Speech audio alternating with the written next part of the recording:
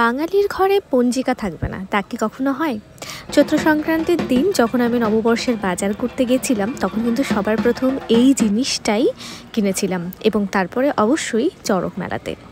চৈত্র সংক্রান্তির দিনে এই মেলা অনুষ্ঠিত হয় এবং আজকে তোমাদের সাথে শেয়ার করব চড়ক মেলার ইতিহাস, কিভাবে বাংলাতে এলো এবং কবে থেকে এর প্রচলন হয়েছে, সে সমস্ত কিছু তথ্যই তোমাদের সামনে দেওয়ার চেষ্টা করব। তার আগে একটু বাজারটা ঘুরে নিই। এবার আমার মনে হয়েছে যে কোচবিহার বাজারে পয়লা বৈশাখের ভিড়টা তুলনামূলকভাবে কম। যাকে বলে অন্যান্য বার যেরকম অনেক দোকান দেখি, দুব্ব, বেলপাতা সব কিছু নিয়ে বসে, এবার একেবারেই সেরকম দোকানগুলো ছিল না। গুটি কয়েক দোকান বসেছিল, সেগুলো দোকান থেকে আমাদেরকে কিনতে হয়েছে। তো সবার প্রথমেই আরাধ্য দেবতা গণেশ ঠাকুর গরু বাবাকে নিয়ে এলাম এবং তারপরে ব্রাহ্মণের জন্য আর অন্য পুজোর জন্য গামছাগুলো কেনা হলো আমাদের। এরপরে তোমাদেরকে একটু বাজারটা ঘুরিয়ে দিই। এই হচ্ছে বাজারের অবস্থা। এবার বাজারে তুলনামূলক ভিড়ও কম ছিল, আবার দোকানও কম বসেছে, কিন্তু তার মাঝখানেই খুঁজে খুঁজে সমস্ত জিনিস আমরা বের করে নিয়েছি।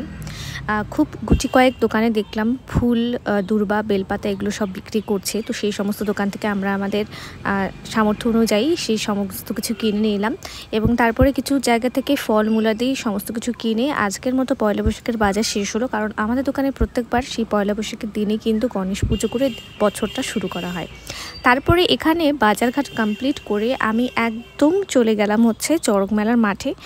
চৈত্র সংক্রান্তির দিন এটা হয়ে থাকে, প্রত্যেকটা গ্রামে গ্রামেই হয়। তো আজকে সেটা নিয়েই কিছু কথা বলবো। চড়ক মেলা ঠিক কবে শুরু হয়েছিল সেটা সত্যিকারেরই জানা পসিবল নয়, ইতিহাসে কোথাও এর বিবরণ নেই। তবে বলা হয়ে থাকে যে দ্বারকাধীশ কৃষ্ণের সঙ্গে একবার মহাদেবের একনিষ্ঠ উপাসক বানরাজার যুদ্ধ হয়। সেই যুদ্ধে জয়লাভ ও অমরত্ব লাভের প্রার্থনায় বানরাজা নিজের শরীরের রক্ত দিয়ে মহাদেবকে তুষ্ট করেন এবং ভক্তিমূলক নাচগান করেন। সেই দিনটি ছিল চৈত্র সংক্রান্তি। তখন থেকে এই পুজো শুরু বলে প্রচলিত ধারণা। আবার অনেকে মনে করেন 1485 খ্রিস্টাব্দে সুন্দরানন্দ ঠাকুর নামে এক রাজা চড়ক পুজো চালু করেন। রাজপরিবারের লোকজন এই পুজো আরম্ভ করলেও চড়ক পুজো কিন্তু কখনোই রাজা রাজরাদের উৎসব ছিল না। এটা ছিল হিন্দু সমাজে সংস্কৃতি। পুজোর আগের দিন চড়ক গাছটিকে ধুয়ে মুছে পরিষ্কার করা হয়। এতে জল ভরা একটি পাত্রে শিবের প্রতীক শিবলিঙ্গ রাখা হয়। পূজারীরা একে বুড়ো শিব বলে থাকে। চড়ক পুজোর সবচেয়ে উল্লেখযোগ্য যে বিষয় সেটা হচ্ছে দৈহিক যন্ত্রণা।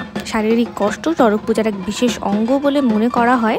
চড়ক গাছে সন্ন্যাসীকে লোহার হুড়কা দিয়ে চাকার সঙ্গে বেঁধে দ্রুত বেগে ঘোরানো হয়। তার পিঠে, হাতে, পায়ে, জিভে আর শরীরের বিভিন্ন অঙ্গে বান শলাকা বিধিয়ে দেওয়া হয়।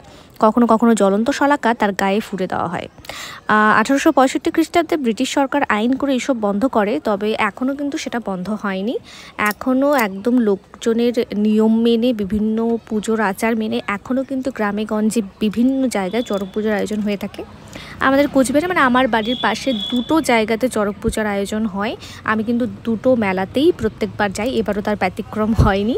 তো এখানে মেলা থেকে সামান্য কিছু কেনাকাটা করেছি। কেনাকাটা না করলে তো মেলাতে যাওয়াই বৃথা, আর যদি কিছু এরকম ভেলপুরি, এগরোল না খাওয়া হয় তাহলেও বৃথা।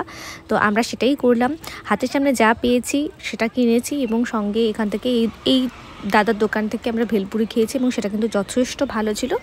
এতটুকু করার পরে কিন্তু বাড়িতে ফিরে আসার পাড়া। জাস্ট চড়ক তখনও ঘোরা হয়নি, মোটামুটি 10:30টার দিকে নাকি শুনেছি ঘোরানো হয়েছে, বাট ততক্ষণ থাকার মতো সাধ্য আমার ছিল না, আমার অনেক কাজ ছিল, তাই আমি মেলাটা ঘুরে কিন্তু বাড়িতে চলে আসি। এই ছিল আমার চৈত্র সংক্রান্তির দিন। তো পরবর্তী কোনো ভিডিওতে তোমাদের সাথে দেখা হবে।